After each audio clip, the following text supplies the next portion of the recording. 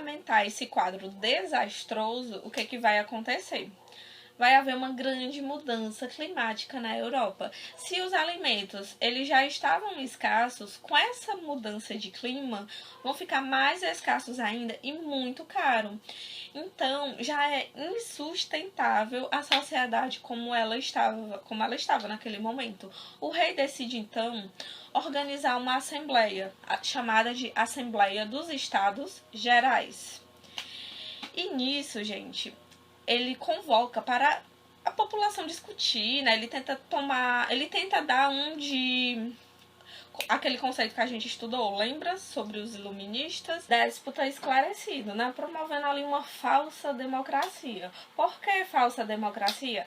Ao convidar os 3 estados para debater a situação econômica da França, ele organiza uma votação para saber se aumentavam ou não os tributos, os impostos, e quem deveria pagar esses impostos. Adivinha? Se a votação fosse por estado, o primeiro e o segundo estado se juntariam e votariam contra o terceiro estado. Isso seria muito injusto. Percebendo isso, o povo não aceita essa votação. Diz que só aceitaria se fosse uma votação por indivíduo, né, por pessoa, e não por estado. E se trancam no Palácio de Jogos, que é onde aconteceu esse evento, e só saem dali quando o rei escrevesse uma constituição, abrindo mão do seu poder absolutista e colocando ali em vigor uma certa monarquia constitucional.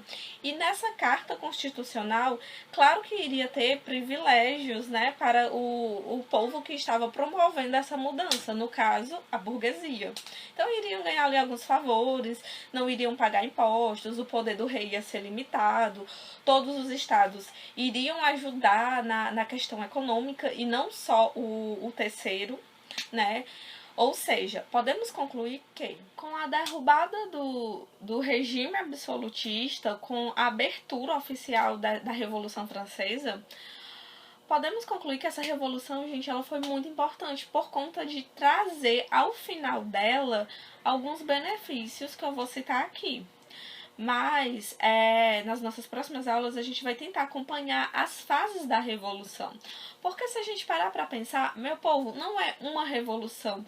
São várias revoluções que acontecem ao mesmo tempo dentro da Revolução Francesa. Existe a revolução do povão mesmo, né, do povo na rua, que decide sair ali da feira, né, que estavam, por exemplo, na rua, vão para a Bastilha. O que é a Bastilha? A Bastilha, meu povo, é uma prisão onde o rei absolutista mandava toda e qualquer pessoa que fosse contra a sua vontade. Ah, é contra a minha vontade? Manda para a Bastilha. Então, de alguma forma, a Bastilha representava o poder absolutista. E alguns dias depois de trancafiados lá no palácio, o povo na rua decide dar sua contribuição para a Revolução Francesa.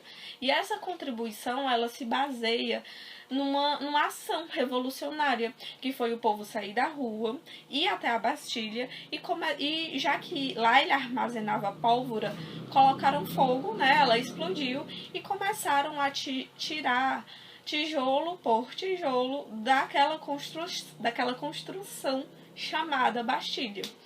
E isso, para muitos historiadores, é o momento que começa a Revolução Francesa dada pelo verdadeiro povo, e não só um documento ali assinado dentro do palácio. No final da Revolução, nós podemos citar algumas conquistas, já que foi uma revolução tão importante, como o fim dos privilégios da velha aristocracia, né, que era a nobreza e o clero. Vamos entender a aristocracia como nobreza e clero. O fim dos resquícios de feudalismo do campo, porque lembra que eu disse que dentro da Revolução Francesa existem várias outras revoluções? Exemplo, lá no campo, vocês pensam que os servos ficaram de mãos cruzadas? De jeito nenhum. Sabendo da revolução que estava acontecendo na cidade, eles também decidem pegar em armas e lutar pelos seus direitos. Quando muitos nobres saem da cidade com medo daquela confusão que estava ali, eles vão se esconder aonde? No campo. Então, lá se estão os nobres, indo para o campo, se esconder nas suas fazendas, nas suas casas grandes. E os servos recebem eles na madrugada, né, com fogo, com enxadas. Esse momento é chamado de grande medo, né? Obviamente, os camponeses atacando os nobres do campo, junto com os nobres que estavam fugindo da cidade. E eles acabam tendo muito medo, porque, enfim, eles acabam voltando para a cidade, porque os camponeses estão ali com armas na sua porta, lutando pelos seus direitos.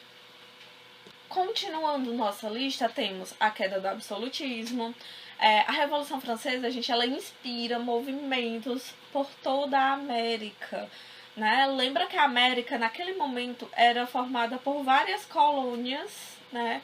Onde essas colônias tinham como metrópoles, como chefes, para vocês entenderem, países europeus. Então, a Revolução Francesa, ela influencia, por exemplo, aqui no Brasil, o que nós conhecemos de Conjuração Mineira e Conjuração Baiana, que foram movimentos de independência dentro do Brasil, pequenas regiões querendo se tornar independente do governo de Portugal, que estava aqui no Brasil naquele momento. Então a gente pode entender como uma popularização do governo da república. Muitos países agora desejavam ser uma república, muitos países agora queriam abandonar o governo absolutista, né? Porque o absolutismo não deu certo.